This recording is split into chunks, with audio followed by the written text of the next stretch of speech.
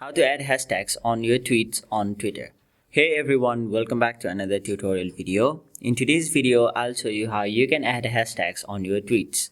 So first of all, open your Twitter app and now make sure you are logged into your Twitter account. And now once you're logged in, on the bottom right corner of the screen, you can see an option in blue where it shows a little feather and a little plus icon.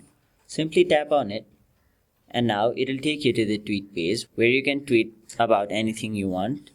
Now once you've entered what you want, you can simply add a hashtag by typing a hashtag, and now it'll show you all of the different trending hashtags currently. So now you can choose any one of the hashtag which is trending, or if you want, you can also simply type in the hashtag.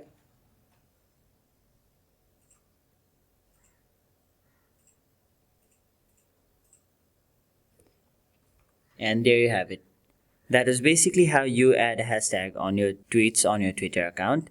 That is it for this video. Hope this video was helpful to you guys, and if it was, make sure you like this video and subscribe to our channel so that you don't miss out on further videos such as these.